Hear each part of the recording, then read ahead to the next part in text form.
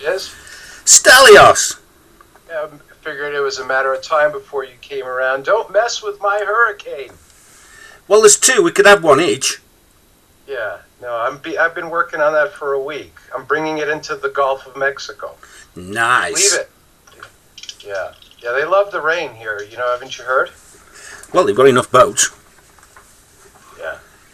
But anyway, what you guys are doing is not that effective. I was telling Johnny the other day is one thing that to budget around, but I'm the only one that's ever completely eliminated them against forecast where there's no rain, clear skies, but yet the eye, even there's not a cloud in the sky, the eye is still visible on infrared. When I did the one in Japan and the one that was supposed to hit New Orleans in 2012, the forecasters didn't know how it disappeared completely overnight. Clear skies, not a cloud in the sky. But yet they were puzzled on how the eye was still only seen on infrared, but there's not a cloud in the sky. It seems like I'm the only one to do that. And I'll tell you the secret on doing it. I even told Johnny. Johnny's like, yeah, I've steered him around and tried to diminish them, but I'm the only one who can do it. I discussed it with Trevor. There's a secret. You can affect these things, but diminish them or beef them up, but to completely eliminate them goes beyond what most people discuss. And it's a very simple thing that you have to do. You have to keep in mind, you know what I mean? Like this category 5, I can completely eliminate it. There won't be a cloud in the sky by tomorrow night. They'll be gone. Not like Harvey where it's, you took out whatever and then it's still pouring rain for 6 days. If you look at the typhoon Lekima, they were going to evacuate the east coast of Japan, and the next day there was not a cloud in the sky. It's even there's a video about it, and there was also another one that was going to go to New Orleans in 2012. It was called Karen, and they started evacuations, and everyone was like, nah, bollocks, because look, there's not a cloud in the sky this morning, we're not going anywhere. So they looked at the order of evacuation, and the military's like, yeah, bollocks, we're not, So, well, we didn't do bad on Hurricane Matthew. I mean, they said that was definitely going to make landfall, and we deployed on that, and it kicked it sideways after Haiti. Yeah, but you didn't eliminate it. No, well, maybe you don't want to. I mean, it's... So why am I the only one that can do that? It's simple, and I've actually explained how to do it to Johnny, and he still hasn't. He understands the concept, but he hasn't done it. What, you mean the intention? No, it's physically, it's your setup. Your setups are not, they're working, but they're not working well enough. I don't want to eliminate this thing to prove it. And I mean not a cloud in the sky, not just making it landfall or diminishing it. There's a way to do that, and I've discussed this with Trevor, and he says, yes, of course. So, and I've proven it more than 4 or 5 times. Well, but I don't do it because, look, I've been trying to make good, and no one cares, right? So I found out that if they get the bad weather, they're quite happy about it. I mean, yeah, they complain and all that, but they really want the bad weather. So don't you want to make the people happy? Well, did you ever hear how the police shoot someone and the report they write we had to kill him for his own protection? You ever notice that? Yeah, the family are thrilled to bits. Yeah.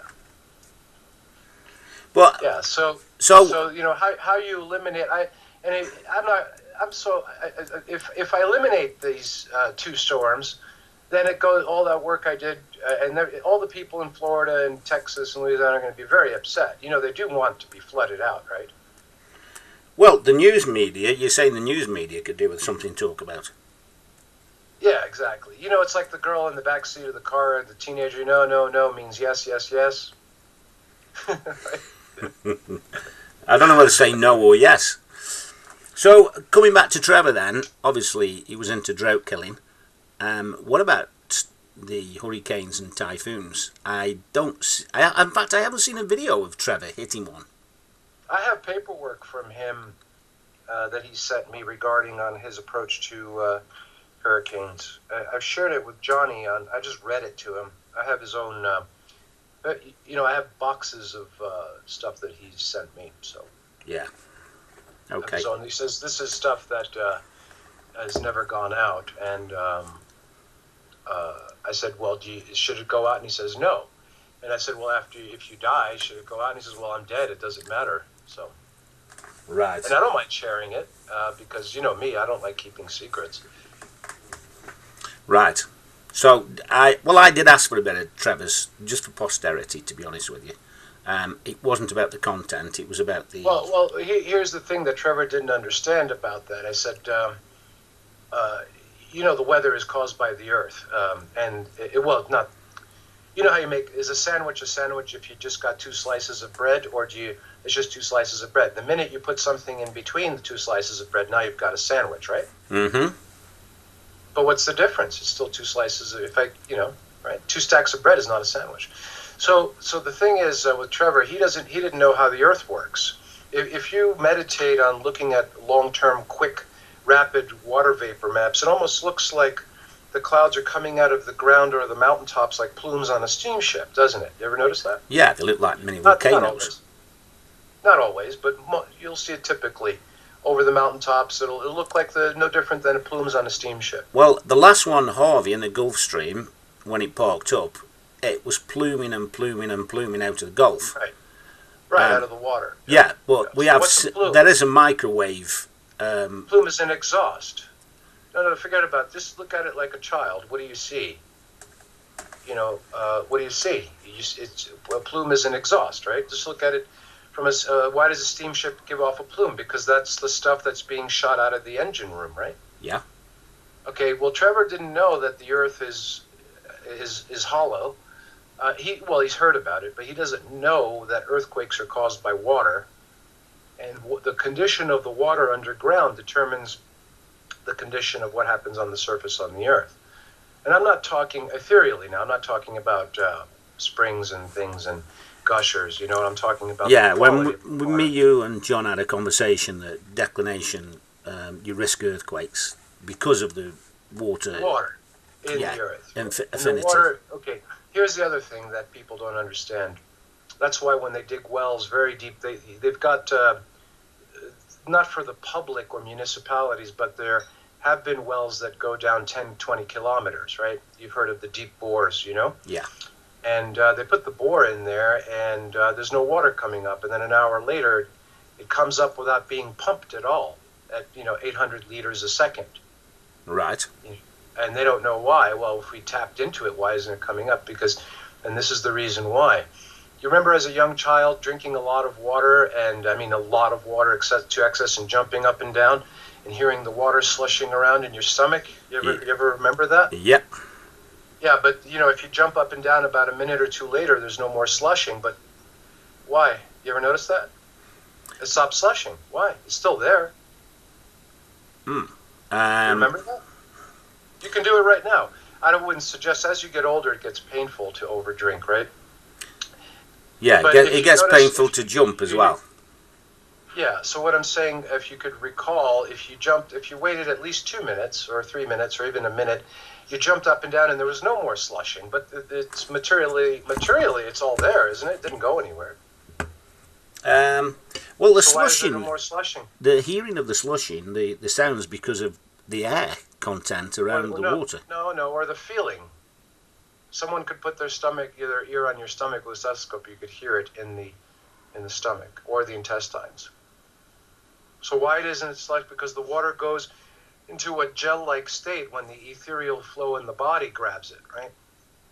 A bit like the saliva, it's not water. Yeah, but water goes into a gel. We've created water in a gel-like state where we tipped the glass and it didn't pour out. It still came out, but it came out like pudding, not like. And then all of a sudden, it was exposed to the light and it came out of the device, and obviously it was a decay in the field, right?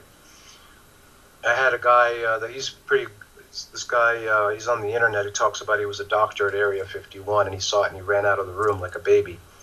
Here's a guy talking about he's worked on gray aliens and he sees what we're doing and he runs out like he's scared. So what does that tell you? I think he's full of shit. But I've had the kids next door, by the way, when I deployed my Cloudbuster. I went out for a couple of hours and by the time I came back it was still deployed. The young child, he's only 5 years old, he's waving through the window over the conservatory He said a young, like a little grey man standing outside with funny eyes. Yeah. Well, you know, those gray, I didn't mean to bring that up, but those were Japanese prisoners of war because the Americans still had prisoners of war till 1950 in this country. They told the people the war ended in 45. It didn't end until 52.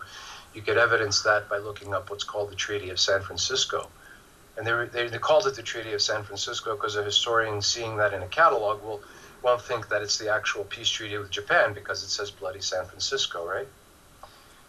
But if you go read the Treaty of San Francisco, it's all about the security and peace agreement with Japan, and it was done in the fall of 1951 to take effect 1952. Anyway, make a short story long. Why am I the only one who could eliminate these hurricanes? And I didn't know because I was advising to John to eliminate them too, and he wasn't doing them. We have eliminated one. Napotak was 180 mile an hour. 200 and something kilometres. Yeah, but it still rained like the dickens. The clouds were still there. Well, we split it in. It split in two. Yeah, I know. Yeah, because the technique there is the problem with most people chasing hurricanes is how do you define what's the difference between a hurricane and a storm? Well, I'll tell you. It's a rhetorical question. It has an eye and a rotation of two arms. And what happens if you eliminate one of the arms? Well, the eye goes, and then it's no longer a hurricane, right? If you go after the eye, you're going to beef it up every time, right? Because there's nothing in the eye, right? That's a vacuum. You know, the lowest temperature on Earth right now is in the eye above that hurricane now. They don't discuss that. I've actually posted when Hurricane Lakima was going on, and another one, they had an airplane measure. It was like 180 Celsius below zero at the eye, above the eye, you know, in the atmosphere, because of the vacuum, right, the implosion.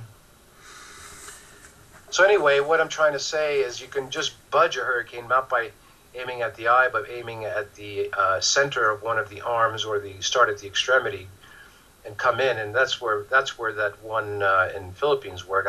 Keep telling John, if you can't get a good enough condition to eliminate it, go after one of the arms. It'll stop rotating, right?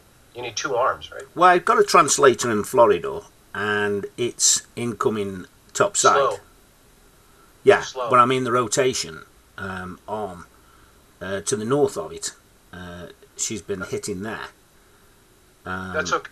That's too slow. The translator. And the only way there's a secret about the translators too, to make them work. You have to you can make them work just as well as a big water gun, but you have to keep the principle that it goes from low to high in mind. Just simply making a translator isn't going to do it. No. You have to know how to focus it. But you have to learn how to focus it within itself, right? And then you have to know what the conditions of your local atmosphere. This is how translators work. I explained it to Johnny. He was like bullocks. As soon as I explained it to him, he was like, "Oh shit, I got to go and redo them." What the translator does is it changes the local condition first, right? And then it goes long range. If it doesn't jive with the local environment, it's not going to go long distance. It has to. I've never failed to get that initial rush of wind, and sometimes it's quite fierce, and it's only short, and it stops again. But when you build translators, you have to make them dissectable. You know what I mean? Don't glue them and bolt them and screw. Make them dissectable, like with sleeves and loose. Before Trevor went, he says, "Listen, when you make your translators, make them loose. Don't pack them tight, so everything circulates in there. And also, they have to be dissectable." Because the reason you make them dissectable is you have to determine the ethereal potential in the environment, your immediate environment. And that translator will not work unless it's lower than the immediate environment, right? You can't just... That's why when I used to ship translators to people, they didn't work. And I said, oh, because I've got it set up where I'm at. It's not going to work well there. It's too tight, or it's not enough layers, or it's too many layers, right? So I put an internal tube. Sorry, I put an internal tube in with silicone. But I have 3 pads of closed cell foam that centralizes it. Just 3 little squares on one end of the internal tube and 3 at the other. So it's suspended. Yeah, right. So things circulate. Yeah, in other words, the bulk of it's gaps. Airspace. Yeah. Yeah, good. That's how it works better for most, not all cases though.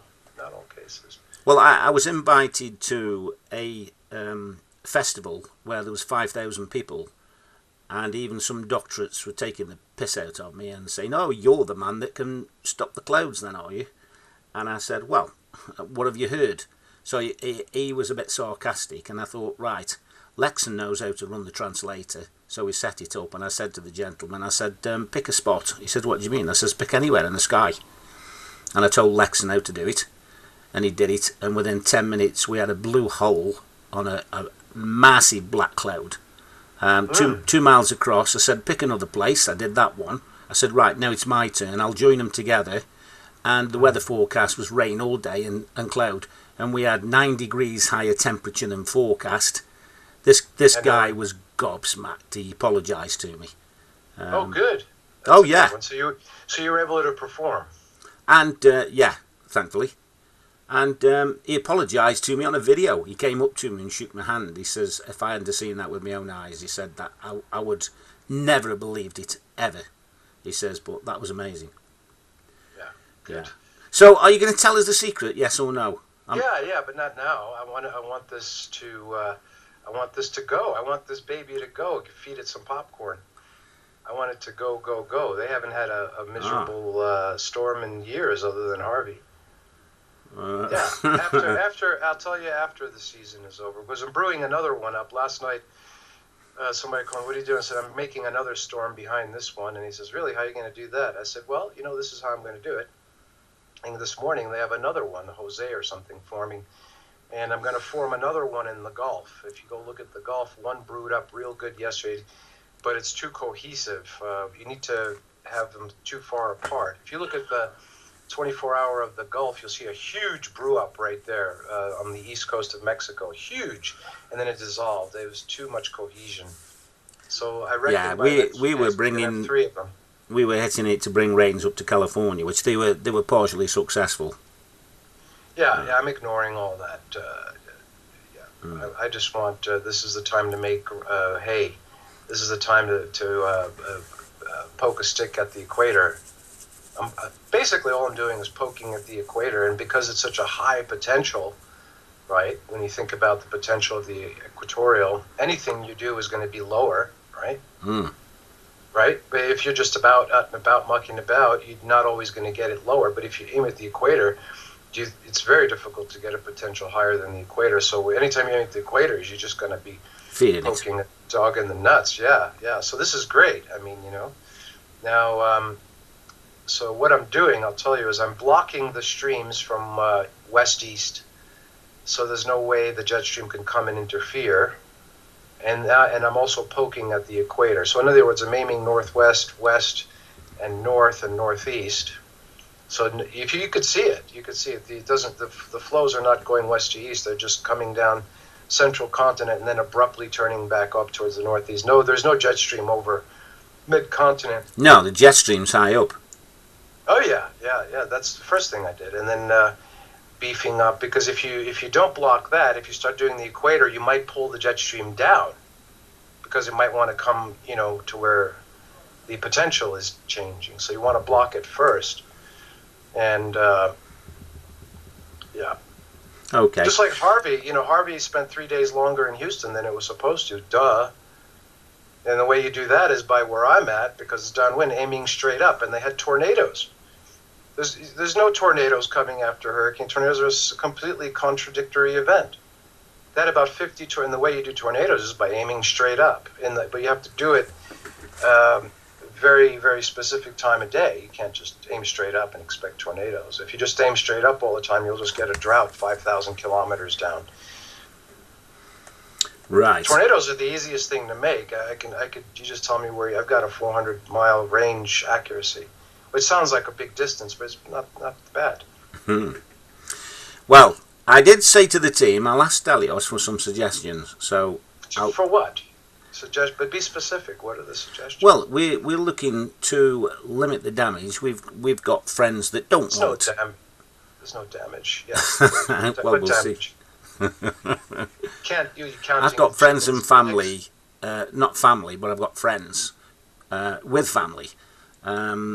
who are in the line of this hurricane, and we're not absolutely certain. Well, the Met Office, etc., are not absolutely certain on its direction and landing. They've got one or two options. It may go in the Gulf. It may turn north. I think it's going to go in the Gulf. Yeah, it's going in the Gulf, of course. I just told you why. And yeah, but the thing is, I might get busy and forget, because these things, they have to be minded. When I did the ones that I eliminated completely, I minded them for 3 days straight. I mean, the wife had to bring me lunch up on the roof, right?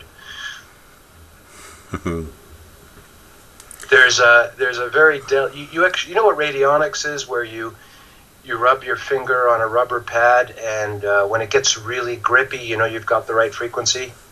Yeah, your hand can either slip with the water, or suddenly it starts to dry and it grips on the banister and you go flying. That means you've got resonance. Yeah. Yeah.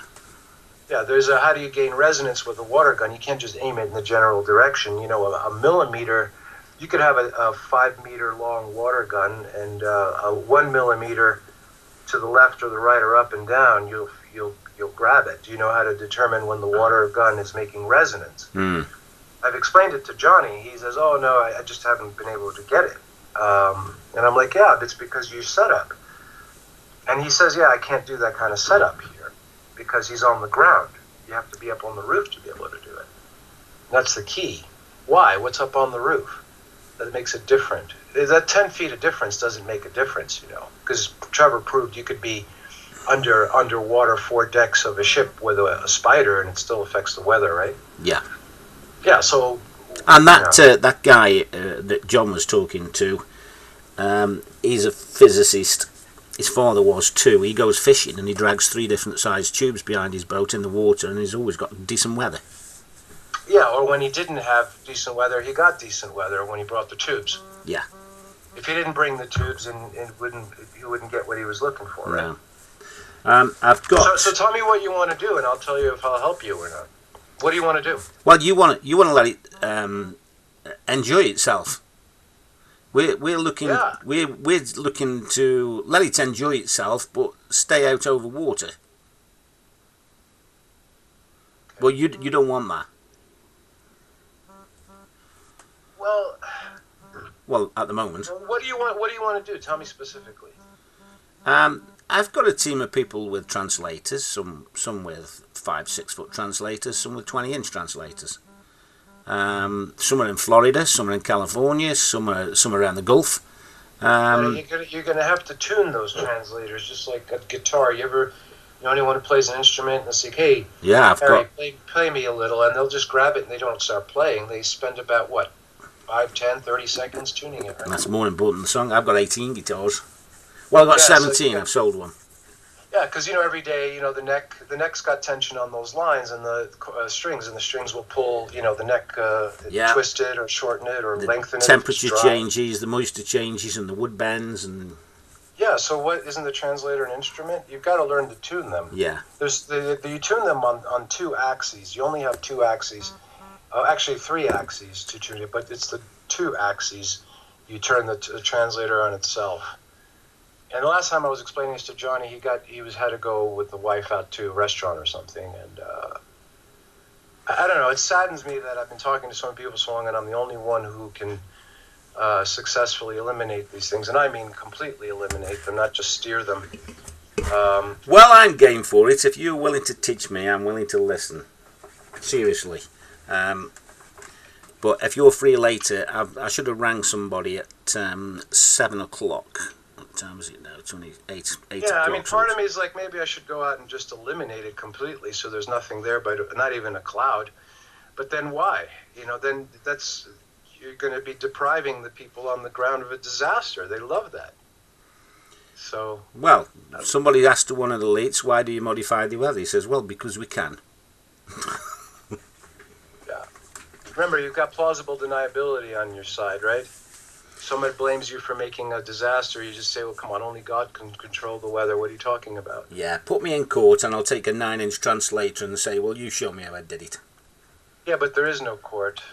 Those are kangaroo courts, the attorneys, right? Yeah. I hope if you've been on this planet for 15 minutes, you know that.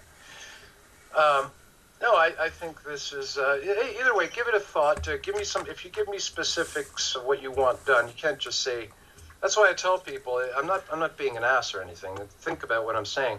What do you want to do exactly? Right. I mean, you can't Okay. just say I don't want any. Let's bring it in the Just in Gulf. general. Let's bring it in the Gulf and let's make it do a roundabout inside the Gulf. Yeah, well, that's what I've been working on already. Anyway. Well, you. Well, I'm not. Well, no, I'm not. No, that's a lie. I'm working on making more of them because when you make more of them, then you take those out, and when you take them out, it feeds the other one, right? You take out the smaller system, it feeds the larger system. You see. Right. So you can take in Jose behind and feed Hiram. Yeah, they usually. You ever see how one storm feeds another? You ever? Yeah, there was the very first thing you showed me was in off the coast of China, Japan, where two storms blended into one. In fact, that was rare. It gives the appearance of that, but the weaker one feeds the stronger one, and then it really doesn't blend into one. It just disappears, but it disappears at a rate with the other one is growing, and it gives the appearance that one going into one. So, are you free a bit later? Yeah. I'll be around 7 hours from now if you want to hit me up for it. But right now, the determination is to make some more, make it grow, and then of course let it go. You poke a dog in the nuts, and then you just let him go in a crowd of people. See what he does. Right. Right. Okay. Well, brace yourself. Yeah. And here's the thing. I used to tell people. For a dollar I'll make a hurricane. For a pound or a quid I'll make a hurricane. But for 3 million pounds I'll make it go away. You get it? Yeah. So, I'll make it for a dollar, but 3 million to make it go to prevent it. Okay. Well, I'll pay you $1 to make it's a metaphor. I'm not asking for No, I it, know. but it's a metaphor. But I'm offering $1 for you make a third one that will go into the other two and make them disappear. No, they don't really go into the two. They feed. What it does is instead of it being a scattered low potential, because obviously everything around the hurricane is lower, right? Obviously. But can you concentrate a lower pack? It's the difference between letting the horse graze on the grass, or you just put you put a feed bag on, right? Same thing. He's eating either way. Yeah. Right now, that hurricane is being fed by all the atmosphere around it, which is lower than it, right? Because remember, it goes from low to high. I hope you keep that as reference. Yeah. I always keep going back to Montauk, and there's still things I haven't grasped there, no matter how many times I've read it, but I'm getting there. It's good. For the most part, it's but right. If you want something specific, I think your thing is just let it graze about. And it doesn't have to. I mean, if I start it now, and this is not a bet, but it's a strong one, in 48 hours there won't be a cloud in the sky to eliminate it, right? But what does that do? I've done that already. But you got to know how to do it. Just so you could set up 100 water guns, it's not going to happen. You have to set up one water gun the right way. Right. And I explained it to you before. You record these conversations. If you go back in our early conversations, when I told you about how I did Hurricane Lekama and Francisco, I explained it very clearly to you.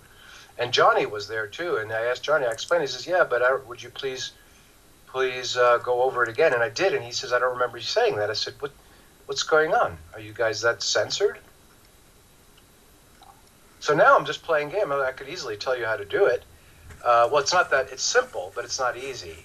If I tell you how to do it, you'll say, "Oh, that's real simple." But when you try doing it, you're like, "Yeah, I got everything ready to do that, but it's not working for me. It's not. How do I get it?" Then you have to fine tune it. Like playing the guitar is simple. You're just plucking strings, but it's not easy, right? So no, you have to go with the flow somehow. It's you can't explain. Yeah, but you have to keep in mind. Even Trevor, Trevor had almost an obsession with Ruth Drown. You familiar with his involvement with her and his promotion of her work? And Ruth Drown, and it's radionics, and it's all radionics. Yeah, John sent me a link to her work once. Yeah, and it's radionics, meaning it's longitudinal, there's no time, there's no distance, doesn't matter, it's instant. Yeah. So when you're looking for resonance, let's say with this, or I'll give you a couple of hints. And if you're looking to gain, let's say just hypothetically, you've got everything set up the way I instruct, and you're looking to gain resonance, right? And that means then once you gain resonance with the hurricane, you either, based on whatever potential you're putting out, will either feed it or diminish it, right? You're with me on that, right? Okay. Okay, so when you're looking to gain resonance, no matter how far you are away, it's what you are doing to gain resonance is instant. You don't have to wait for a few minutes to see what happens. You gain it instantly from point A to point B, no matter how far away you are. You get it? Right, it's like putting the switch on. Yeah, it's longitudinal, not transverse. So that's why when you're looking for resonance, it's not let me try this and look at the satellite an hour later and see if I'm doing it. In other words, if you give me the general, here, this side sounds crazy, and I've told this to Johnny recently, and he says, I'm going to try it. I don't even need the satellite maps. Just tell me generally where it is, and I could locate it without even looking at the satellite maps exactly by searching for it on a resonance base. Like dowsing. The guys that go and douse water in the ground, do they need an exact map where the water is, or do they walk around with the rods and when, you see? Yeah. Otherwise, if you knew where the water was, you wouldn't need the dowser, right? You're not going to be able to eliminate a hurricane unless you gain resonance, and the way you gain resonance is by gaining, you have to feel where it is. I don't need the satellites to know exactly where it is. Actually, the satellite will blind you. Will create a point where you're like, oh, I'm way off. So you douse the location of the. If you can douse, you're familiar that there's success with dowsing water underground, right? You know that's a proven fact. You can do that, right? I saw an unusual film with these guys who found these stones that also talk to each other. Amazing. You could, even if you lost your car keys, you can find the general direction where to look, right? I mean, there were stones that were used like dowsers. So here's the biggest help I've done for you in 6 months. Why are you looking at the bloody maps when you can douse the location? Well, don't the magicians count on deceiving your eyes and ears? How long did it take you to learn how to do that? Oh, but here's the thing, that's not because very with long all things, even if you know what you need to do. I've been doing that. Back 12 years ago, people knew me as a dowser. They brought me out somewhere to find water. They would drive me for 4 hours to a location. And one guy, he bought a mountain or a hilltop. He took me out and he says, all right, find the water. And I found the water. I said, it's right here, using the rods. But I make the rods a certain way. And I've showed Johnny how to make them. I could show you how to make them also. They're different. You have to use brass and wood. If you're not using brass and wood, you're only using half of the energy available to you. Does that make sense? Why brass? Because it's paramagnetic. Diamagnetic. Brass, copper, bismuth, lead reflect the magnetic field, right? Yeah. And wood is all of it. Wood is ferromagnetic, diamagnetic, and paramagnetic. How do we know wood is ferromagnetic? Because if you were to wood is a natural material. It grows from out in the earth. If you were to take any wood and have it chemically analyzed, you will find what in it? Traces of what? Iron, wouldn't you? All wood has traces of iron, just like your body. If I were to do a chemical analysis of your body, wouldn't I find traces of iron in your body? Lots of it. Yeah, and what is iron? It's ferromagnetic. But also you've got a lot of water and you've got a lot of magnesium and other things which are paramagnetic and diamagnetic. So you have all of it. I just gave you a big secret. All living things have a combination of ferromagnetic, paramagnetic, and diamagnetic. So if you wanted to build the best of the best dowsing rods, shouldn't it have those qualities also? Yeah, okay, I follow you there. But how? Well, anyway, the guy took me out back to the hill. This guy's a serious guy. He's an old bloke, very scientific. He's not into this woo-woo stuff with ether and dowsing, right? Not into that at all. He's very scientific. He paid 10,000 quid for someone to come out there with ground-penetrating radar. You know what I mean? All that big equipment, yeah? Yeah. And anyway, so I told him the water is... They only need a few watts. What's that? They only need a few watts, in fact. Yeah, right. Because the ground is already moving. You just have to tune into what's already going on in there. Yeah. Hmm. But well, actually, the older ones don't. I have one here that uses a pretty big power supply, believe it or not. But the ones that only need a few watts go deeper. Um, but anyway, I found where I told him the water was here using this dowsing, and he looked really upset, and he brings a set of blueprints out, or a field drawing, and he says, this is exactly where they said it was. Like he was surprised, right? And this was 12 years ago. But So, you've got to know what it is that you found by the reaction you've got, and that can only come with experience. no, it's not the reaction that you've got. No, that's the thing. You've got to separate yourself from it. Like, for example, those emergency medical technicians out in the field, the ambulance drivers, the EMTs that offer services to people, they act as a tool to prepare them for the doctor. Basically, when you call an ambulance, they grab you off the scene and they get you ready and they stabilize you to bring you to the doctor, the hospital. They rarely administer everything you need there in the field, right? They're just a taxi driver, right? That's how you want to be when you douse. It's not you. You're just passing through, and you have to turn your body into an information relay. Once you think it's you, you've short circuited. You see, you have to be like the postman. Postman, if you get a letter from the postman that you don't like, do you yell at the postman? No, he's nothing to do with it. He's just a relay. That's why I tell people, I said, start to learn to take yourself out of the equation, you'll get better results. That's why all this new age stuff about it's your intent and all that, they're screwing things up by doing that. Because you cannot have perfect intent, can you? But you could be a perfect relay to facilitate something, you see? Did I confuse you? No? No. No, I actually understand what you mean. Yeah, I mean, right now, like when I go set up the thing, if I wanted, let's say, to take out the hurricane, I'm not going to even. Well, it would be a lie if I said I'm not going to look at the maps, because obviously, it's a good tool, isn't it, to look at the weather maps. But once I get out there, I feel where it needs to be done using dowsing, where it is, and sometimes it's off by a good amount, like 5-10 degrees, right? You have to lock in where it is. With the gun. Now, here's the other thing. Let's say you aim the gun exactly based on the calculations that you got from the weather map. What if the ether that day doesn't want to travel in a straight line and it wants to take a slight curve, and you're better off going slightly off to the right or the left? Think about that for a minute. Is that possible? Yeah, so you end up fighting it when you shouldn't be. So you tap into the direction it naturally wants to go. And then you lock. Does that sound strange to you? But how do you do it? Well, how do you know when you've done it? Well, you got it. Your setup has to be correct. And here, I'll give you another hint.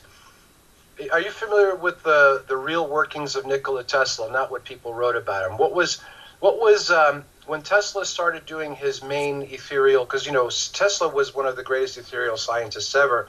If you ever read his stuff, he says basically what I'm doing is making something like sound waves in the ether, right? In the beginning, he was working with AC motors and all that, but later on in life, he was an ethereal scientist, believe it or not, right? What was Tesla's biggest challenge with working with the ether? Do you know? He states it in his. Don't read websites about Tesla. Are you familiar with Tesla's Colorado Springs notes?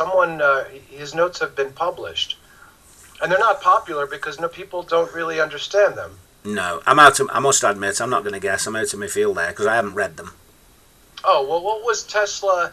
If you read the 200 pages of his notes, he's obsessing about one thing. Constantly, it keeps coming over and over. He's like, if I don't get this condition good enough, I can't get I can't tap into the ether. It's right there in front of you. And He's right. He's bloody right. So you don't manipulate it. You actually join it. You join it. It's a mechanical thing. No, it's a mechanical thing that has to be put in place. And I'm not going to tell you. In case you haven't noticed, I'm beating around the bush. Well, I know that you will not get any reaction. You can't create the energy. You can only use it as it passes you. Right, you're just a traffic cop or traffic. You're just directing traffic flow. Yeah, you let it affect you. You don't affect it. No, but it's not you. But Tesla talked. He was obsessed about establishing something in order to be able to tap into the ether, over and over. Nobody gets it. I get a guy come to me a few months ago. Oh, yeah, I know everything about Tesla. I said, well, what about this thing? Oh, I never heard of that. I said, I got no time for this guy. He's a muppet. Go look at Tesla's notes. Same thing. Tesla's working with the ether. This is ether. It's all, electricity is ether. I hope you know that, right? It's a downgraded material manifestation of the ether. You can't tell me that spinning a coil in a magnet is generating anything. No, he only said once that if it wasn't for his comprehension of the ether, he wouldn't have found anything. Right. Which is quite a big statement. I'm starting to be like Trevor. If I've had these blokes on conversations like John and other with Trevor, thinking that he would discuss it, but when I put Trevor on with some other people, he just shuts down like a steel trap. Does that make sense?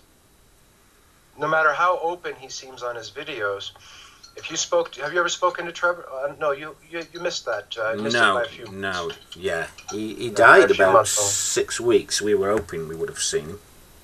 Yeah, he shuts down like a steel trap in public. But with me, sometimes he'd call or I'd call, and he says, oh, I'm so glad you called. I've got time to talk to you. I want to tell you about... Because I would send him devices and back and forth. At one point, he says, I don't understand what you sent me, but it works. So that's a big compliment coming from him, right? Yeah, he's held in pretty high esteem by the right people. Yeah, but he shuts down like a trap, and I never knew why. I wanted him to share because I don't believe in keeping... Ever since you met me, don't I say I don't believe in keeping secrets? You can't say you haven't heard that. I always say that. Never thought about it, really. Well, you're not listening. Let's just say this one's going to go the way I want it to go, and the next one, well, after this one passes, we'll have a conversation, bring some of your people, I'll tell you how to set up a water gun so it does what you want it to do. Okay, that'll be good. How will they feel after the conversation? Stupefied, mystified, as most people do that listen to what I say. They might. I don't know, they might feel useless. That's fine. I like being condescending. I know. Because the reason why is very simple. Is because you people have given up your chance. In other words, you had your chances to do this. You constantly you miss it and you disregard it. I used to talk to Trevor, and in the beginning he was like, "Oh no, whatever," about making bad weather. In the end, that's all he wanted done. So. Well, that does surprise me. Yeah, no, but anyway, it doesn't matter. The thing is, there's one point that everybody is missing, and I mean everybody that I know of. Because here's the thing. Right now, unfortunately, I'm the only one that can probably left that can make clear skies in 48 hours. It saddens me, right? So. I've done pretty good recently. Yeah, no, that's good. You get blue skies, like you said. Sometimes you have a blue sky, and no matter what you do, you can't shift it. But other days, it like pings, and it's fantastic. It just goes wild, and you can do what you want. No, you've got to think about what's going on. Like we started the conversation. If you take the Earth out of the equation, there's no weather. If you take the sky out of the equation, there's no weather. Right? Remember the sandwich analogy? You need both. So I mean, that's not to say there's no Earth on the moon, no weather on the moon. There is. I have a pretty big telescope, and years ago, I was looking at a crater and I saw a damn shadow on the crater, and I was like, how could that be? There wasn't a clear black shadow. It was just a area where it started to get dark. And I said, those are bloody clouds on the moon.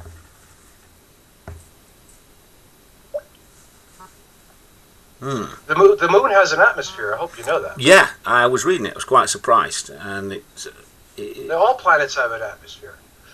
You know, metal has an atmosphere. All pieces of metal. This is one of the secrets. Faraday. Are you familiar with Faraday? The old. He talked about how all metals have an atmosphere. You know what galvanic reaction is? You put a penny in your mouth, you can taste it. Yeah. You notice you can taste it right before it even touches your tongue? Especially foil on your filling. Yeah. That's a galvanic. But if you go really close, it's almost as if you're touching it. Because there's an atmosphere around the metal. All metals have an atmosphere. So do you think your gun has an atmosphere on it? Its own little micro atmosphere? Yes, absolutely. Yeah, so if your gun has an atmosphere, does it represent a low or a high potential? Think about it. Don't answer it. Think about it. Don't answer it. Because you can go either way. The 50-50 high, 50-50 low. But think about it. The atmosphere on the metal of the gun or the translator, how is it of a high or a low potential? Why don't you start learning how to manipulate the atmosphere on the metal surface itself and then project it? Oh boy. Think about it. Yeah. Does that help? Well, how do you do it though? You got the concept, don't you? So its own inner potential changes. Yes, first. Changes as well. You ever load batteries in a torch and you hit the switch and they don't come on and you're like, these are new batteries. Well, you open up and you take them out and you notice you didn't put them in the right way. And you put them back in and then you hit the switch and the torch comes on, right? Right. You've probably experienced that, yeah? Yeah. Or a remote control, right, for a TV or something? Right? Why? You got to go positive, negative, positive, negative, positive, negative.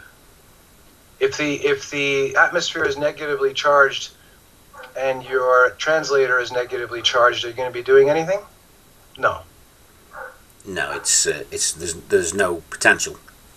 Yeah, so how do you know if the atmosphere is negatively or positively charged? You've heard of that all the time. Oh, you have too many positive, you need a negative ionizer in your room. How many times have you heard that? I've got one. Yeah, but I'm not saying that. No. I'm just saying think about it. Negative ions and all this stuff. Well, yeah, there's a time where you don't need one then, because it won't do anything. Yeah, so how do you know when the air is positive or negative? You've got to do, is that big hurricane you guys are crying about, well, not crying about now, you will be in the next few days for sure. Is that hurricane a negative charged one or a positive charged one? Yes, it has both, but which one has a preponderance of it? Do you know how to determine that?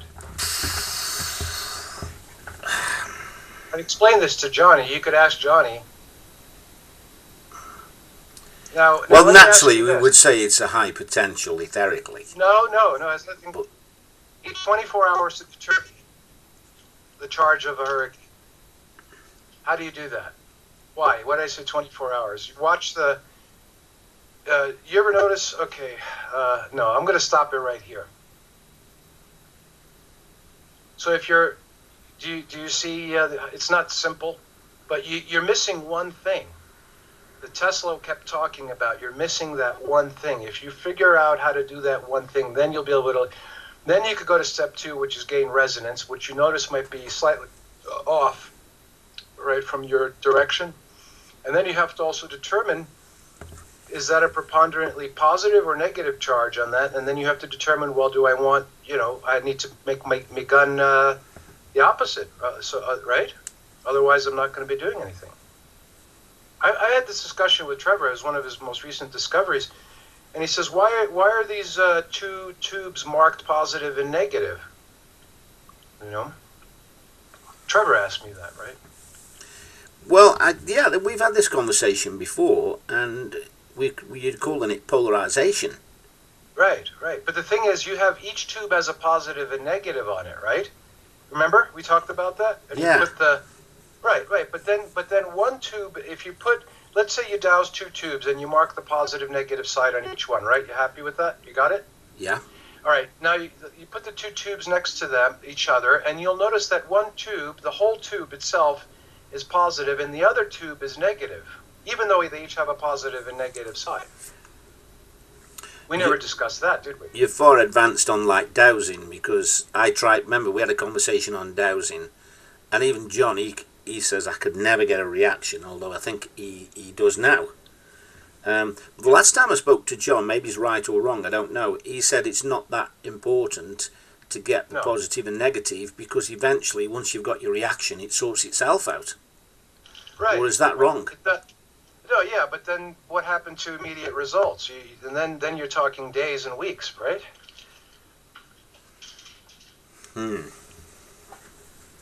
So what? That's like telling you the hour, not the minutes and the seconds, is it? It's not accurate enough for the Olympics, is it? No. The clock. There's all these factors now. Like, I've explained the positive and negative attributes and the polarity. Even Trevor says, I never thought about it, but it is important, yes. And the sooner you sort... Here's the thing. Don't you believe, let me use that term being subjective, don't you believe that the more details you sort out, the faster, the better off you'll be? Don't you know that just generalities are good enough, but that's, not the best? Right? Yeah. Generally. Well, nature shows you how it should be done, because it never is simple as such. Let's just backtrack the whole conversation back. Don't you think that anyone in the world sticking a metal tube in a bucket of water will see an atmospheric reaction? Yes. Right? Anyone can do that. Yeah. Okay. So don't you think there's a more evolved way of doing it than that? Yeah, of course. You see? There's a difference between the lady getting in the car with a ritual. See, you guys are stuck on ritual. See, like a woman doesn't know how a car works. She just knows the ritual. If she puts the key here and steps on this pedal and turns the wheel, she'll get to the store if she performs that ritual. But you see? So you guys are in the ritual zone still. If something goes wrong, but if a man knows there's a brake stick in one side and the steering rack's not slightly right, he's got to drive it accordingly, because it'll flip it on the bend, etc. Yeah. So the thing is, let's stop. My advice to you and your crew or anybody is stop turning these things into rituals and continue looking at it with extreme laser-like focus, and you'll see what happens. You see? Couldn't you tell any bloke go out right now and grab a gal pipe and stick it in water and aim it at a cloud and he'll get a hole in it? Yeah. What a ritual. And it works. Yeah. Yeah, but you're not gonna go to the next level with it. You've got to get the right. You've got to get the right person with the mindset to take it through and follow it through, because most people drop out way before the finishing line, Stelios. I know, but you've got to see. And that's the frustrating thing. No, I know, but here's the thing. There's two things going on. There's what you think is going on, and then there's what is actually going on, right? When you're working with these devices. Yeah, I mean, if you don't know, you're guessing. Right. So, but you don't have to guess if you're very perceptive. But everything. Here's the thing. Even though the polarity doesn't matter, everything has a polarity, right? Positive and negative. Very simple. Male, female, hot, cold, right? Hot is plus, cold is minus, right? Easy, right? So the weather work has polarities. The weather work has other effects regarding. You have to not only consider the atmosphere and the potential, but you have to consider the Earth itself. You have to consider. Don't you think that what's going on underground is affecting the atmosphere? Ethereally, I'm not talking about a volcano or something. I think that's one of the biggest generators. When I look, I think it's almost like there's something coming up out the earth. And then, interestingly, on the Granada talk, he did say that ether comes up like a column sometimes. And that was Trevor. He's giving a talk at the Granada Forum. Yeah, and he says the That's etheric more flow can regarding come the up space. massively like a column.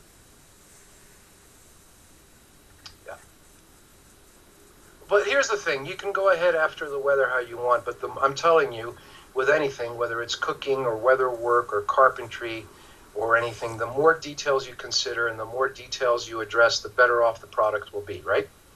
The end product. Yeah, it's the difference between a cheap product and a more expensive one generally. It's the details, yeah, even down to the packaging, right? Yeah. Yeah.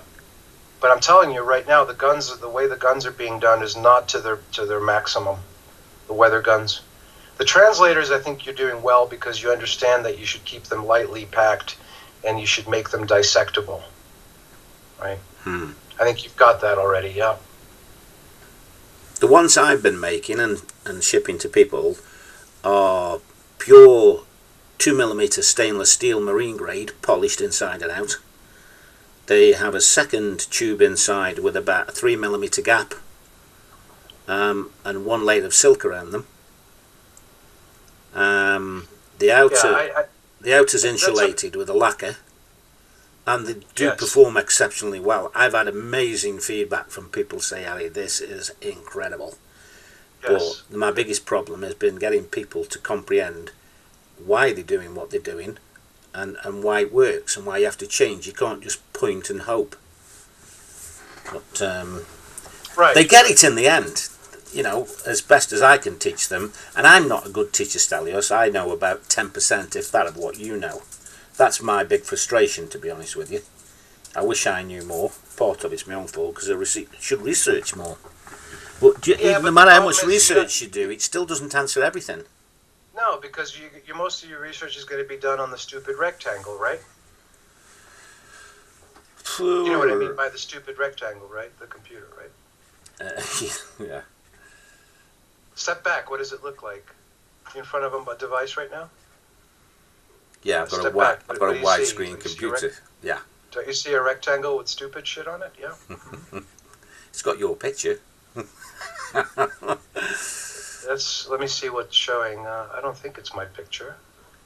Well, it's got the Greek. It shouldn't be. It was the Greek god with fallen. It's the fallen warrior. Yeah. Yeah, that's not my picture. That's an old picture taken from a museum. But anyway, let's just say I'm keeping these things close to my chest for now for a reason. So. Okay. Well, I think if people were in this conversation that are on the teams I've got, some would probably end up still frustrated and go, I know less now than at the start of the conversation. Well, that's too bad. Then they should leave it alone and take up something like basket weaving or advanced nose picking. Yeah. Because I gave you, once I tell you how to do it and you listen to the recording of what I just said, you're going to say, I gave it all away.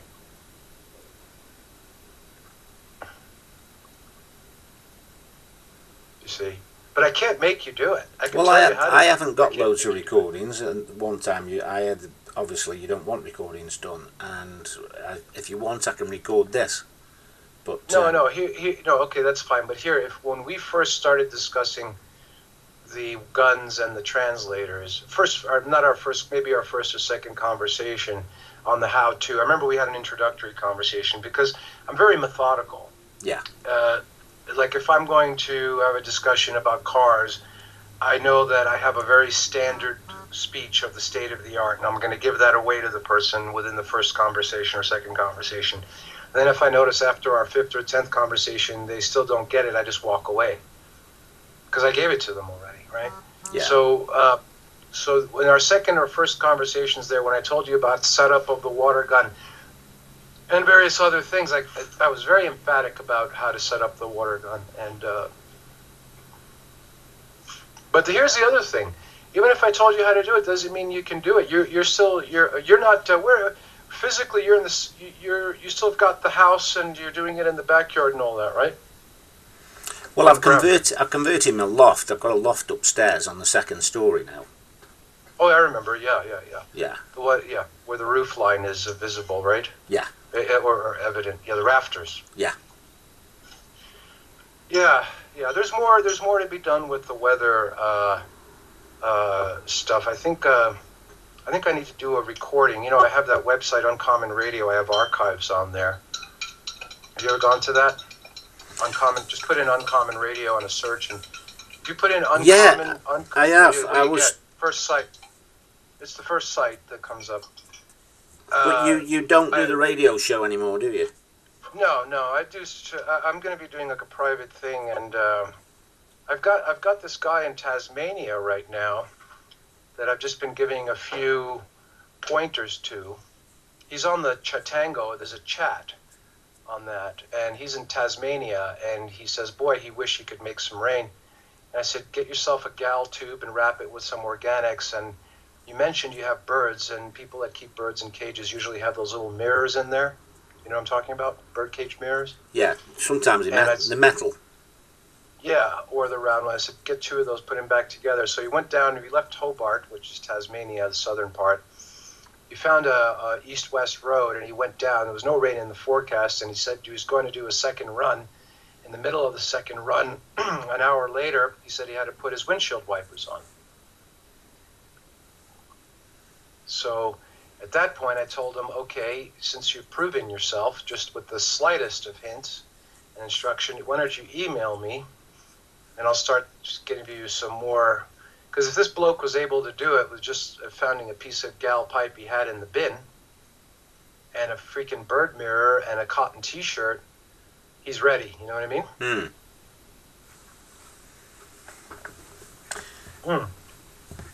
So. Well, Trevor had an article. I can't find it. You probably know. You probably have it, where he says that the intent. This is what you were talking about before. That may or may not be important now. But he says if you're not of the right disposition and the intent, he says you're wasting your time. Then don't bother doing it. Yeah, but it's not whether you're making good weather or bad weather. It's whether you understand the flow, the intent, that the ether, understanding the principles of the ether. In other words, I keep telling you and everyone, it goes from low to high. So what's your problem? You shouldn't have any problems.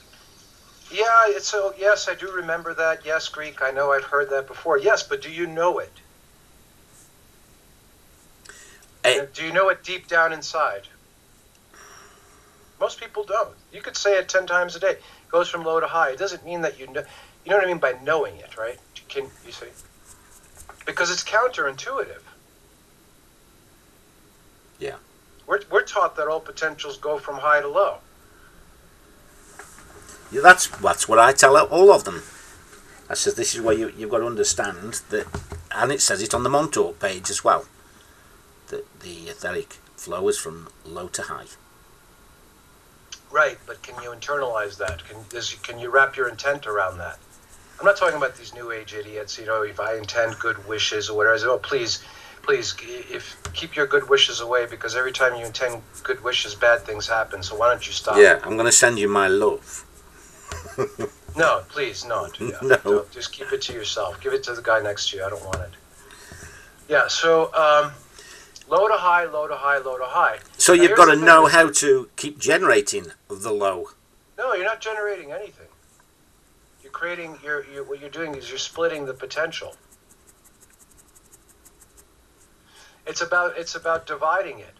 Here's the thing about the ether.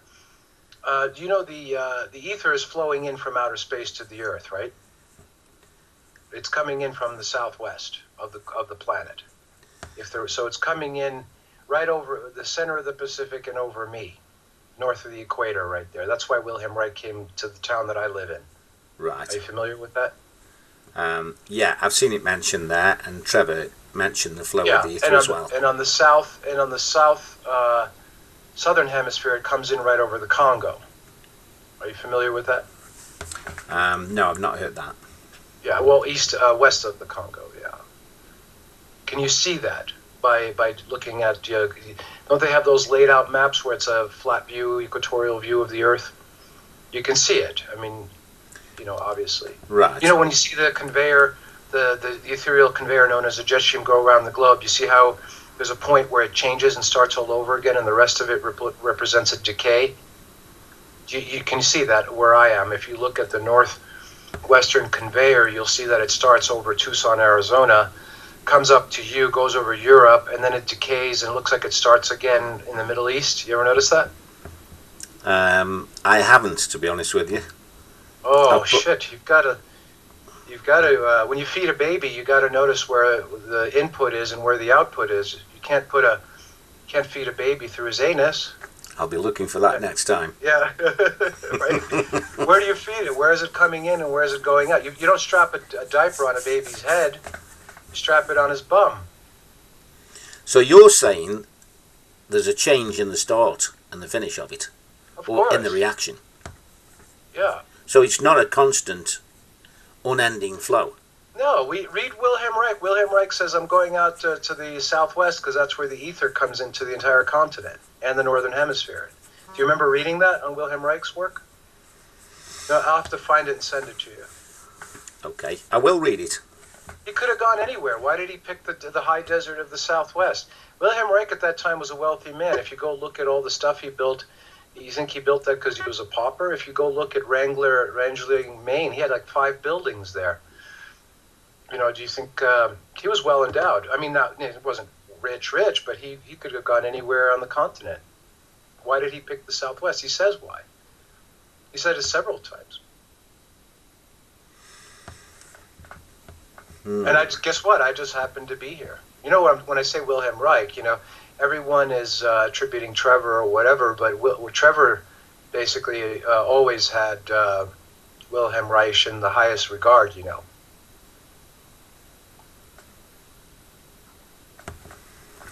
Right. You know, one of my former colleagues, he passed away, was Wilhelm Reich's driver, right? I've told you that. You mentioned him. That's a while ago now. Yeah. So I've had 10 years experience with Wilhelm Reich's driver, and about 3 or 4 years with Trevor.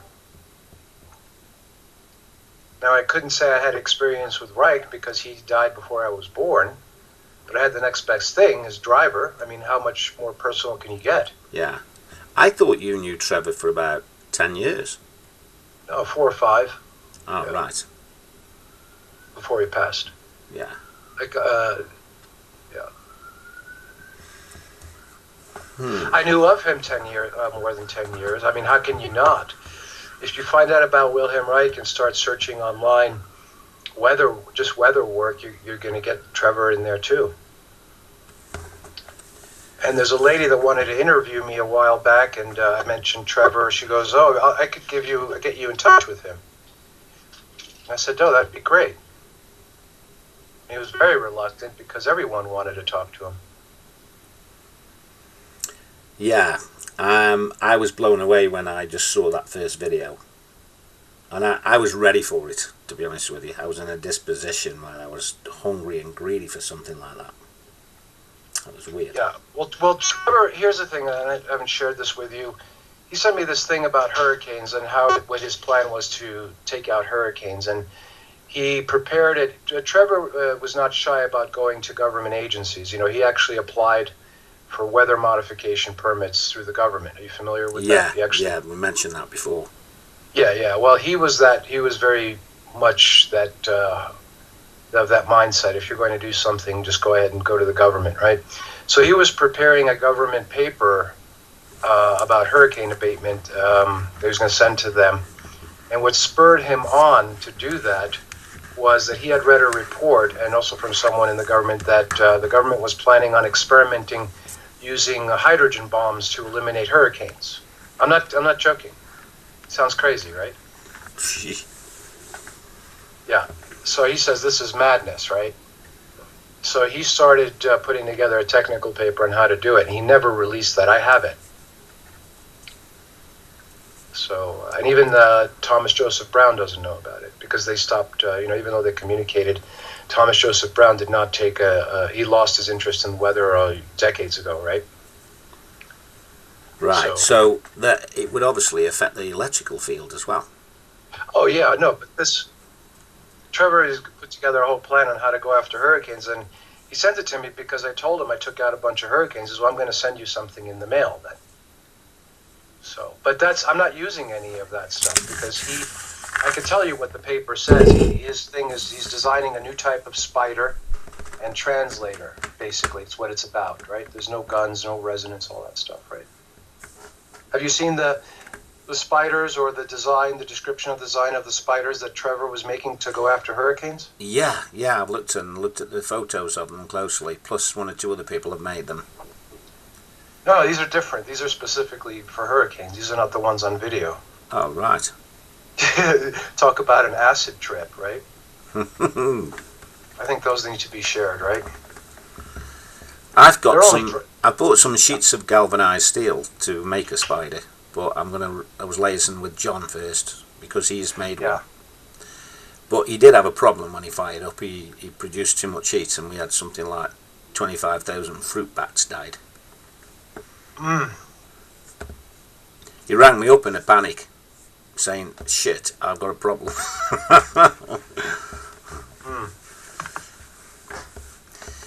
But I think he spoke to you about it, and he used his translators and managed to get it correct in the end. But he should tread. I will tread carefully. I'm not just going to make one and deploy it. I will take very good advice. But here's the thing, Harry. There's a simplicity about the translators that is overlooked because they're not water-based, and right. You know how Trevor was spurred on. He says, "Well, he was recommended to stop water-based operations on the ship, right?" And he says, "Well, I'll figure out a way to do it waterless, right?" But the translators are more complicated, believe it or potentially more elaborate than the water gun, right? Because you have to get it just right. You can't rely on the water because the translators are purely atmospherically based, because there's no water involved, right? So you have to know their tuning principles, and it's very easy. You just like you hold a guitar in your hand, you could hold a translator in your hand. That both require tuning, even though it's not obvious. And there's really two. You tune the translator on two axes. Now the third axis is not that important, which would be the length. Is this related to Joe Sal slightly as well? No, I don't know. That's water based. But Joe Sal looked at the poles, the north, south, and the neutral. Yeah, but the thing about it, Joe Sal, that's true. But if you ever talk to Joe, like I have, once you put electricity on it, it's going to you're negative on the bottom and positive on the top. You're going to get the south at the top and the negative at the bottom, no matter what you do, anyway. And the other thing about the Joe Sal people don't know is once you build it, you can't take it apart. Once you take it apart and put it back together, you've stuffed the whole thing up because it sets itself the first time you put water and an electrical current through it. So is his design, what's the word I'm after? No, here's the thing. The Joe Sal design, the way the tubes are separated, I hear myself. The way the tubes are separated with the spacers and all that, that's a brilliant application for translators because it makes them dissectable, right? You can put a tight spacer in there and it'll fix it, right? Okay. Right? No, but the Joe Cell has got nothing to do with what we're doing. Now, you could use a Joe Cell to power the water, charge the water on a water gun, but if you don't have the other feature I've been trying to hint at with the water gun, it doesn't matter either. Because we started off the conversation about what happens when you drink a lot of water and you jump around, right? You hear it slushing, but a minute later it's not slushing anymore. Same water, it's just because it goes to a gel state. And why is that? Is that because of the additives? Ether. The water is water is what interchanges ether. That's why Wilhelm Reich said that if it's too humid, it's going to be difficult to work with the ether because it absorbs all the ether, right? Do you remember reading that? Phew. Where was that? Oh, it's in all of his writings. He has a paper put in Wilhelm Reich, Cosmic Weather Engineering. Are you familiar with that one? That's no. all the writings. That's all of his notes when he was in Tucson. Write that down. I've got Wilhelm Reich's book on resetting the atmosphere. Yeah, just write this down. Cosmic Weather Engineering or Cosmic Weather Engineering, Wilhelm Reich. There should be a PDF on it. That's his notes while he was in Tucson. There should be a PDF. And when I get in later, if you don't find it, just send me a note and I'll send it to you. I'll find it. Okay, thanks. Yeah, brilliant. Okay, I've Yeah, written that down. don't be hasty. I mean, this instant gratification stuff has ruined society. You know that, right? Well, there's too much. This is There's too much ego, and I see people doctorates who think, okay, some are very clever, but there's very little humility there, Stelios. yeah, but think about it. You can't tell that to me because I just told you early on the conversation I'm the only one who can completely eliminate a hurricane without a cloud in the sky. Now, if Yeah. that doesn't sound ego, But if, I don't know what. But if it's true, it's not a big-headed statement. It doesn't carry any ego if it's true. Yeah, it is true. I've proven it so many times. I'm tired of it. From where I'm sitting now, I would say it is true as well.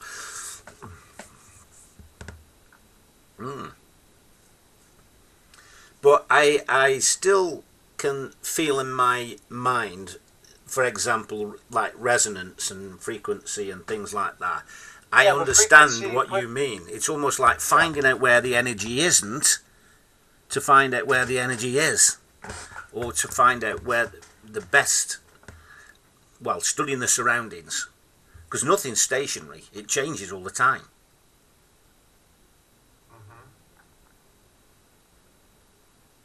So you're saying by looking even in the wrong place, you can still learn where the right place is? Or the result you get by looking in the wrong place will tell you where the right place is?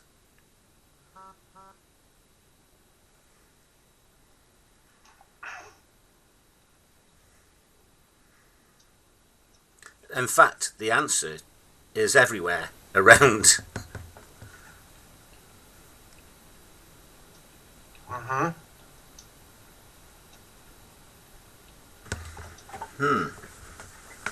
And by finding out oops, my microphone's fell. So by finding out what's happening inside the translator, you know what's happening outside the translator. Is that right?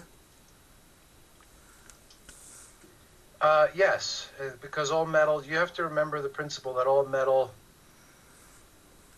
has an atmosphere. A coin, you can feel it, you know? And when I say metal has an atmosphere, I'm talking about it's very small, maybe about anywhere from 1/100 of a millimeter to a millimeter around the metal. You can smell it. Put a coin up to your nose, but don't touch it to your nose. Especially if you're not touching the coin, and put it on a table or grab it with a chopstick or something. Yeah, so you can smell the metal. You ever grind? When you work with raw iron, you could smell it, right? You know what I mean? yeah, that's very stark then, isn't it? Like the rust, it's pungent, but when you got the fresh iron with it, it's a smell all of its own. Yeah, that's right, and it's because you're smelling. It's not the material; it's the atmosphere on the metal. You don't have to have any iron particles in the air or dust. It's just the iron itself. The same if you ever walk into one of these Indian herbal, the Indian, the Pakis, they have these shops. They like brass bowls. You ever notice that? You ever go, they have big brass plates and all that. You go to the back of the store, and as you're approaching, you get this sharp feeling in your nose. You don't know it's the brass. I get that when I smell the rust as well. Yeah, well, all metals. Silver has a sweetness to it. So, coming back to the field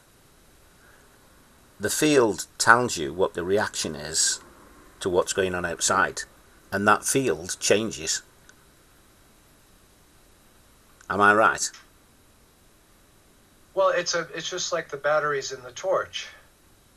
It's not the field, it's all the fields coming together, and then what part are you going to look at? You could put 20 batteries in a torch. It only takes one backwards that prevents it from coming on, right? Yeah, but you've got to change what you're doing with that field in order to get the result that you want. No, you accommodate it, yeah, depending on the result, yeah. Yeah. So if you get it wrong, you're fighting against it, not going with it. Well, you're still going to do something, because what you're doing is more directed than the guy next door, right? He's not doing anything. Right? Or you might get nothing, like you say, perceivably now, but it might create an effect a week from now that you won't notice because it's really delayed. How many times have you heard Trevor discouraging people from working with it because they'll point a big long gun into the air, they don't see anything happening, but it's causing a drought halfway around the world, right? A week later, Yeah. you see? Because everyone wants it to, you see. Well, maybe I'm right, maybe I'm wrong. I got a confession to make. I told John about it. He might have told you, and I made a video for posterity and for evidence. Deploying directly at the sun. Oh yeah, that'll affect it too, but it's that's going to be very long term as well. Yeah. They announced there's absolute solar minimum, no sunspots. They don't foresee any sunspots coming. In fact, there's surprisingly very, very little activity in the solar activity. But we deployed, and within 5 hours, solar activity became amazing. And they reported, even on the news, that there was a vortex type solar emission, and they couldn't even call it a flare. It was an M flare, magnetic type, and it came as like a spear straight towards the Earth on the day that we were deploying. But the effects, 4 days to 5 days later, they said there is a massive blow off the back of the sun. I've got the video on that. That was really interesting to see that. And it's similar to if we point through declination and you have a successful deployment, we affect the other side of the Earth. But this thing affected the other side of the sun well, not catastrophically, but absolutely obvious. So we had a pinstripe coming out the front and a massive blow off out the back of the sun. And this is supposedly a solar minimum. In fact, you know, the chat boxes on the live solar activity page, very active page, loads of people on, they were getting dead excited. We haven't seen anything like this for 50 years. And it says, what sort of reaction can cause that, where you have like almost a javelin coming out the front of the sun and then a massive explosion on the back end of it? I'm very confident that the deployment is what did that. I asked certain members of the team who I could trust, and they followed the sun very accurately through the day. There was about 7 of us. Some of them have got 6-inch wide translators by 5-6 foot long. But no ill fallout, nothing bad. No satellites being blown, no electric discharges through cables or anything like that. But what I found, Stelios, and I've maybe tell me if I'm wrong, when we deploy with a translator and somebody else deploys, the two translators are affected by each other and their deployment. I don't mean at the target, I mean the translators themselves. Right. Well, because you're in a sea and you're flowing, it's like you have a flow of water in a river, let's say, and you throw a boulder two boulders next to each other. They disturb the flow and then eventually also start reacting to each other. Yeah. Based on, the amount of, the flow might be more rapid between them and it wants to pull them, lean together, where the flow becomes more rapid around them and they want to push apart. But I've noticed this even more so. If a large translator points at a small translator, the small translator's deployment is totally different. Right, because it's the added flow of things, and this is exactly what's going on with any storm or whatever. It's coming out of the earth. That's the key. And this is just the feeling, and that this is relating to what you're saying. How you get the feel or what you think is happening. It's just something I know that has taken place. It's weird, and it doesn't matter what the distance is. If I point over to the guy in Cyprus who's got 2 large translators, his deployment changes. Yeah, but here's the other thing with the concept of difference of potential creates the most visible work, right? If you don't have a difference of potential, it doesn't look like anything's being done, right? Right. Yeah. So I've been encouraging you and anyone from the beginning, be prudent on capping them off and deploy and not deploying them. When you put them away or disorient them, cap them off really good, more frequently than not, and they'll be more effective.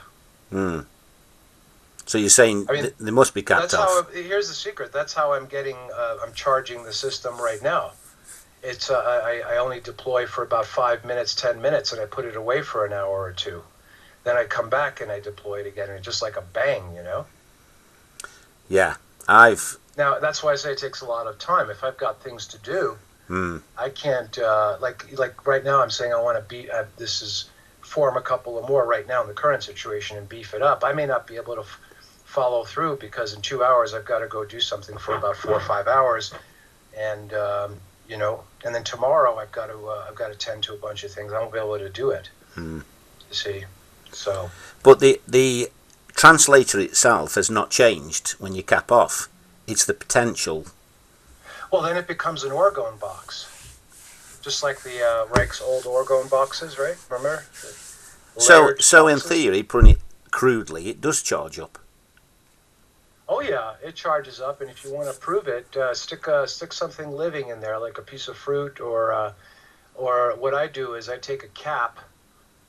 I just make a cap for the end of the business end of the translator, and I put a tube in it with a small barb, and that tube, a plastic tube, goes into a glass of water or a bucket of water to charge the water. And if you feed the plants with it, you'll get exceptional growth. Yeah, loads and loads of people have had spectacular results with that. So when you're not using it for weather, put a cap on the translator with a small feeder tube, and it goes into the water to charge the water. It takes a few days or overnight, because when the sun is up, the sun is too much activity. It's not going to charge well, right? At night, you're going to get better charging, you know. Have you because seen the influence of the sun is too strong in the day? Right, but I've found that if you point at the sun, the actual translator becomes a totally different tool altogether. Yeah, it does, but also you got to remember that the sun's location through the atmosphere could be as much as 15 degrees off because of refraction, right? So if you really want to point at the sun, you better learn how to find resonance also. Usually, Right. I'll tell you this, years ago when I pointed at the sun, it was just below the sun disk, not at it. That was the real location of the sun. Yeah, like when you ever go underwater and look at when you put a something at the stick in surface water, it's like it's got a massive kink in it. Yeah, and you come up from the surface and you're looking at someone, and all of a sudden they're a foot, they're 100 mil over to the left, you know? Or if you put the wrong glasses on, when you take them off, everything's in the wrong position. Yeah. So the sun is not really where you see the sun is, of course, is where it is, but it's not really there. Does that make sense, at least? Yeah. Same So with the moon and all that. Yeah, the physical position is different than what your eye's telling you, so you've got to find the resonance of it. And the thing is, do you know how to dowse? And there are other ways. You could do it radionically, but you have to tune the device. You can't just go willy-nilly, this is where it's at. You have to prove that it's tunable. You have to prove, you have to test it, you know. And you don't have to use the sun or the hurricane. You have to have a method of finding resonance with anything, and then once you do it consistently, well, now you know you can apply it to the hurricane or the sun or whatever. Because as Tesla said, everything has a resonance. That's right, but it's not physical in this case. We're not looking for physical, we're looking for ethereal resonance, right? Yeah. And I hope you know ether is not physical, right? I was talking to someone about the ether for a while. I showed him a spider, and he says, "Oh, I see why that rotating thing works, because it's moving the air. It's moving the air." I'm like, "Oh boy, forget it. He thinks it's material we're dealing with, you know." Can you imagine someone telling you the spider is working because it's moving the air on the ground? Oh, come on. You just got to walk away. They're not going to get it. Right? That's been one of my biggest problems, because the physical man wants to see how it works and understand why it works, and I want to put my hand on it and feel it working. No, you do it in the mind. That's why you have a mind. Well, I'm assuming you have a mind. I said, think of it that it's in a light form that you can't even see, feel, touch, or smell.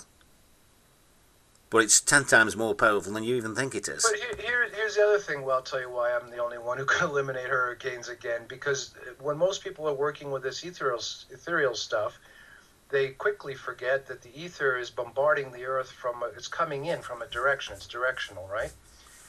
That's why you could maybe research. I did find it on the internet a while back. Do you know the Michelson-Morley experiment where they try to prove the ether with that horizontal interferometer? You remember that? Back in the turn of the century, they try to prove the existence of the ether. They set up about 100 mirrors, and when they reflected the light through the mirrors on a turntable that rotated. Yes, I was just going to say, I thought that was later. Oh, it's that far back then. Yeah, it's about 100 years ago in the early 20th century. You Yeah. know, 1917 is 100 years ago, right? Yeah. Sounds strange to say. When you say 100 years ago, you think 1800s. Mm. But they were doing this in the 1890s and all the way to 1905. You were running it horizontal, right? Remember? It was a device. Yeah, it was inside like a round building as well. Yeah, but if you take the device and you build one accordingly that runs vertically, you'll see the ether right away. Have you heard of that? No.